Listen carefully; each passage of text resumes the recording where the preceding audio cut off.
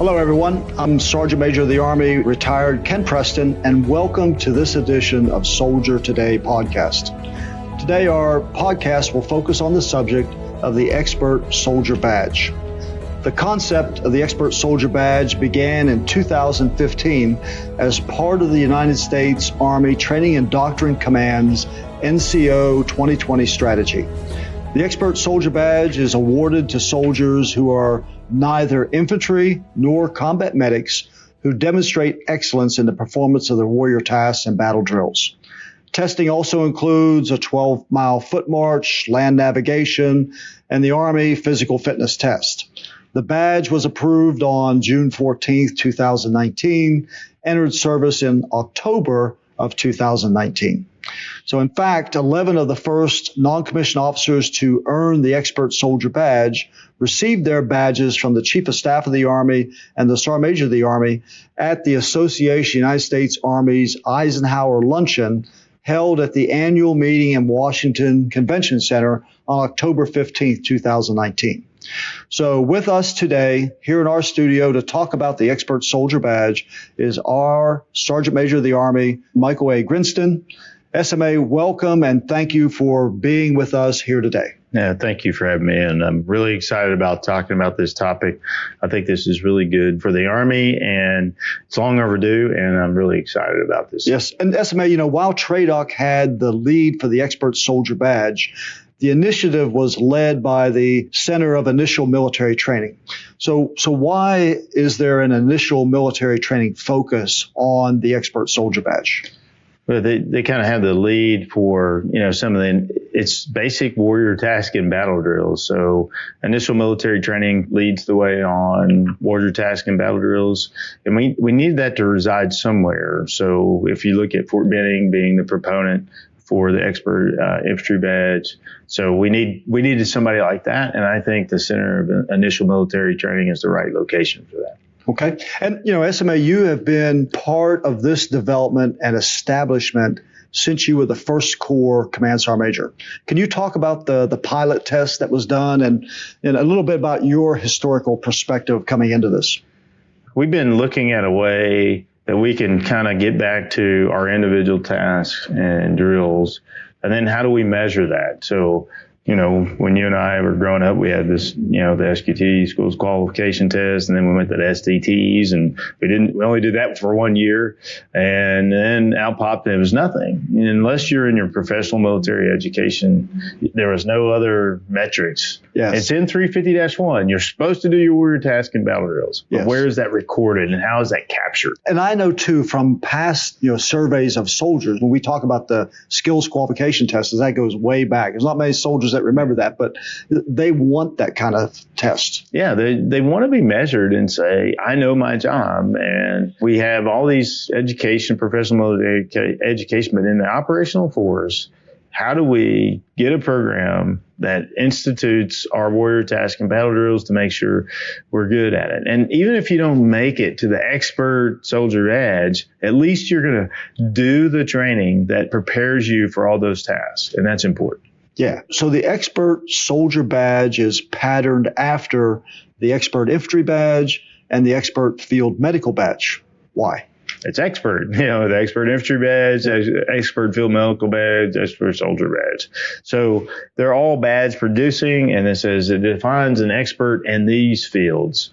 So if we're going to measure it, if we're going to say fitness, define what makes an expert. And we've done this throughout the years. We said, okay, if you're an expert on the old PT test, it was 290 or above. And then we said, well, wait a minute. If I get 90 in each event, how come? And we said, okay, let's 270. So we defined it, and it was quantifiable. It was measurable. Well, I think if it's an Expert Infantry Badge, it's quantifiable and measurable, and an Expert Field Medical Badge is quantifiable and measurable, then the Expert Soldier Badge should model after those two. And those are great programs. And if you watch a medic go through those, it's like this, I made it, I did it. And they're so proud. They're so proud of being, in the medical field, and they're very proud of that accomplishment. And they try sometimes 1 or 2 times. And then even if you don't even set it up and go through it, just to set up the lane, you're always learning about. If you become a grader, you're learning more about your field. And I think those are great models. And so why recreate the wheel if you already know what the wheel is going to look like? It may be a different name of the wheel, but it's still a wheel. That's how it's looked at. And I think too, with the expert infantry badge, the expert field medical badge, and now the expert soldier badge, there are some tasks in there that are common. So like testing. So if a unit invests the resources to do one of these, you can have some commonality in there for those different career fields. And we're still working through all that. So if a brigade, an infantry brigade, goes, hey, I want to set up a expert infantry badge. If we have some commonalities, why couldn't I, after I finish my expert soldier infantry badge, I take a couple extra days and go for the expert soldier badge? It's about the time. I'm setting all this up. Why don't I just have it an extra few days? It's a lot of time to set up a big event like this. If there's some commonalities and it's not, I have to redo the whole thing, I can go expert infantry badge. Infantry guys get an infantry badge, soldiers get a soldier badge, and I got one event that's great for the entire brigade. And it's not just about one part of that infantry brigade, because in all reality, it depends on if you have 2 battalions or 3 battalions, depends where we're at in time. The other 3 battalions aren't infantry in that brigade. So, what about me? I've heard this for years, and that's why, again, it's really good. It's good to have some commonalities, and it saves them time and resources. Yeah, I totally agree. And having been a brigade combat team command sergeant major for a heavy infantry brigade, you got those infantry battalions, but then you're exactly right, the other battalions out there. So what does the expert soldier badge measure? It measures, are you really good at your individual warrior task and battle drills? There's a qualification standard. There's a higher standard on the fitness test. Probably got to redefine that because originally when we did it, it was a couple years ago, you did APFT. We're not doing that anymore. That's right, because it was that's right. It was the Army Physical Fitness Test, and now we got the Army Combat Fitness Test. So we still got to define that. So even the APFT for the EIB has evolved over time. It used to be age and gender specific. Yeah. And then recently just changed that. And then it was just, here's your push-ups, here's your sit-ups, and you do a 4-mile run. If you meet that standard, you go. It's age and gender neutral for the EIB, just like it is to get into Ranger School. Right. I think we've got some work to do because the original pilot, 2 years ago, we had APFT, but we're going to find some commonalities, find common ground, what defines expert physical fitness, and then all those other tasks, being really good at those individual small team and crew tasks, land navigation, low, fire, and clear, and reduce the stoppage of a 249 and a 240. Do I know how to apply a tourniquet? Do I know how to assess a casualty, tactical combat casualty care? I mean, those are really important tasks. Do I know how to put on my protective mask? Do I do it in the right standard? And one of everybody's favorite is the hand grenade. And it kind of surprised me with that hand grenade, but believe it or not, some soldiers aren't throwing rocks like they used to, don't play baseball, and the hand grenade doesn't go where it needs to go. Yeah, it's a great event, but those are great tasks that, when you look at those tasks, it's like, of course we want to be expert at those tasks. So I think it's really cool. Yeah. So why does the Army need the expert soldier badge? Well, I think it's a driving force. It's like, and we kind of did this already. We had the PRT. We changed the manual, but we didn't change the test. And nobody changed how they were doing PT. So we've had warrior task and battle drills. It's a 350-1 requirement, but we didn't have a test. Yes. So without the test, and there's, do we actually change behavior? It's a requirement, but there's a whole bunch of requirements in the Army. This is a driving factor so that we can say, if you didn't do the test, are you actually doing your warrior task and battle drills? Are you doing those individual small team and crew things that's common to all? That's the reason we developed those, because we didn't have those when you and I came in. The reason to develop those is that we went to combat, and there were some folks that didn't think they needed to know those basic warrior task and battle drills. And then when they got shot at, they didn't know what to do. They were good at their job, but they didn't know those tasks that were inherent to everybody. So if we have a test that drives what the policy is and it's measurable, we can actually see if you're doing your warrior task and battle drills just by that test. Yeah, and I think that from an outsider now looking in, what I see too is that it allows soldiers to demonstrate excellence in their profession. And having gone through this, they understand and know what it takes to achieve that level of excellence. Yeah, and we measure it, and everybody wants to be, everybody wants to, wear the PT badge, everybody wants to score 600 on the APFT or the ACFT. Yeah. And you're right, it's going to build that pride that, I achieved, a goal. It's like wearing my Ranger tab, I achieved something so significant that this is a proud moment no matter where I go. And it kind of defines, some excellence. And I think it's going to do the same. And obviously that's tied straight into soldier lethality. Yeah, absolutely. If we can, and I've said this multiple times, what if everybody, had achieved the expert soldier badge, EIB, EF&B, and then everybody in the Army passed the ACFT? Just those two things right there, we would actually be unstoppable as an Army. It would be the greatest Army the world has ever seen. We're already the greatest Army the world has ever seen. We make it even greater if we just did those two things. Sure, take it to the next level. So, hopefully, maybe 4 years we're going to achieve that. Everybody has one. So, who is eligible to compete for the expert soldier badge, right? Or it might be easier to say because there's obviously 150 different MOSs out there, but maybe who's not eligible to compete? Yeah, well, it's those that already have. That are eligible for the other badges. So 11s and 18s. 11s and 18s are eligible EIB, and any of the medical field 68 series, they're eligible for the F&B. They're not going to have two different badges. You get an EIB, you're not going to get an ESB. So those the 11s and 18s for the EIB, and then the 68s for the F&B, they're going to continue to push and do their own expert badges. Sure. So we touched on this just a little bit, but if soldiers are already tested on their warrior tasks and battle drills, why do we need the expert soldier badge? And this was a question that kind of came in from our listeners out there of other podcasts, and particularly if we talked a minute ago about 350-1 requirements, and so why do we need another badge? Why do we have the ACFT? We do PT every day, Sergeant Major. Well, there's got to be a test. We want to measure ourselves. We got to have something that says, I went to high school. Why is there a test at the end of the semester? We got to see, did you retain and know the knowledge? And then we put you under the test. And then we've done this in our society. It's just not the Army. This is our society, as American society. You go through, you learn something, and then we're going to test you to see, did you retain the knowledge? Can you demonstrate that? And a little bit is that it's demonstrated under pressure. And it's not just the warrior task and battle drills. There's more to it. So if you did it, but then there's the land nav, there's the physical piece, there's the cognitive piece, and then there's the foot march at the end, and that's all going to play into it. So and it's interesting. You mentioned about under pressure. So when you think about task conditions and standards, the conditions. When you're going through a test, the condition, there's a little bit of stress there. So that's kind of ramps it up a little bit more.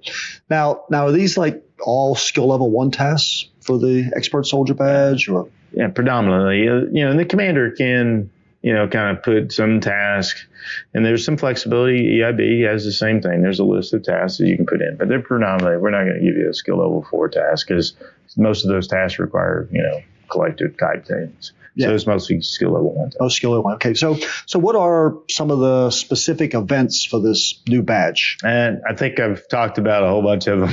We mentioned the 12-mile march. So what's involved with the march? I mean, as far as rucksack, weapon, And mostly you can divine the weight. But when we did it 2 years ago, 35-pound rucksack, you got to do it in 3 hours. And 12 miles, 3 hours has kind of been like the gold standard. Whether I was in 101st, it's at any unit.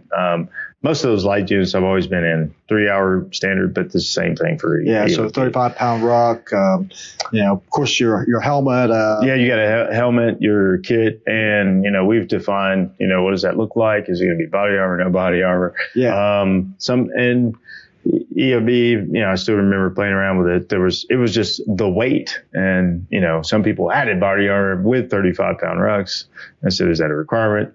So there is some flexibility in the units to kind of tweak it, but there'll be a baseline standard on what tasks they'll do, and then there'll be a menu of things. Well, I want to add this. I want to add a task for my unit, and the commander has a little flexibility to add some tasks. But basic tasks, low fire and clear, reduced stop is M4. Low fire and clear, reduced stops 249, 240. And you maybe even if you were going somewhere specific, did you want to add a foreign weapon to that? You'd have to have the foreign weapon. Oh, so kind of like an AK-47. Yeah, but that would have to be one of those injected tasks. That's all. But we got to have a common standard, so that the Army, so that we all kind of do that. So at the beginning, we're going to start off with a physical fitness event. Again, like I said, that's going to have to change because originally it's APFT, and then you'll go through a series of tasks, get a medical lane. So there'll be medical tasks. There's some chemical tasks. There are then basic soldier tasks, range cards, weapons, hand grenades, and then about how many tasks? About 30. I think that's what's on the EIB. Yeah. So one of those two is land navigation. So this is day and night. Oh yeah, day and night. It's quite the event. As we've kind of evolved with land navigation with the things that we have. But I think we can still, EIB tasks have tweaked over time, is that when push comes to shove, you still need to actually know how to read a map, and you need to get from point A to point B without a GPS. For most Americans, that's kind of crazy now, but I think if at the basic level, land navigation it may evolve, but the basic premise of how to read a map and get from point A to point B is still going to be a valuable asset. It doesn't matter where you're at in the world. Yeah. So your map, your protractor, your compass. I mean, it's back to the fundamentals. So yeah. And I think for a lot of the alumni out there too that hear that, I mean, that's good because we've had GPSs for a long time, and a lot of people were afraid that those basic land nav skills would atrophy. Yeah. And every one of our tests, most of the schools you go to still have some pretty rigorous land navigation courses, Ranger School, EF&B, EIB, ESB. And that means that if all things were shut down, and we went back to could we still operate as an Army and function? And I think the answer is going to be yes. Yep. So what echelon will the testing be administrated from? I think it's brigade. Yeah, we talked a lot about that. Originally, it was battalion, and I think the brigade is probably the sweet spot because it's a lot of resources to get set up. But there was talk back and forth from do a battalion to brigade. I think brigade oversight and managing the resources to pull that together, and that's the appropriate level. Particularly too, I mean, for your evaluation piece of it, you want those out there that are qualified, to be able to do those evaluations and so on. So that's good. So are the standards different for male and female soldiers? No, there's one standard. One standard, neutral. So maybe if you saw, AUSA where we promoted 11 and some AUSAs, there's no females. We had several females compete, and they made it all the way. They made it past the physical piece. They made it through the task, and then I think we still had 2 to 4, I can't remember, but there was 2 females. There was 4 at the foot march, and they didn't make the standard. And it's not, but there was a lot of males that didn't make the standard too. But we did have females compete, and I was rooting for all the soldiers on the foot march to make it. But those 11 met the standard. It's not male, female. It's just be an expert at your job. Yeah, and I think too is for a lot of the the warrior tasks, the battle drills, land navigation skills, with the focus too back on sergeant's time training, first line supervisor training, leader training, as you talked about. I think that'll help put an emphasis on all these things we want soldiers to be, know, and do. Yeah, some of our, we epitomize in the Army some of our special operations units. We look at how, tight a cohesive team and how well they can do the basics. And I'll take 275 when I was the first Corps Sergeant Major, and I went out and did their EIB.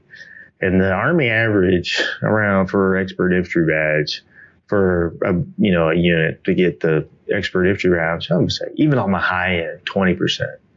75% of the soldiers in 275 got their expert infantry badge. So imagine, just like you said, if we focused in on NCOs doing sergeant's time training and training their soldiers in the basic fundamentals, and we were really good at it. That's what great units do. Look at the results of that organization. So that's what I want for the whole Army. I want them to be able to, those NCOs to go out and they know the tasks that they do. And then when they get to the testing, they'll have 75%.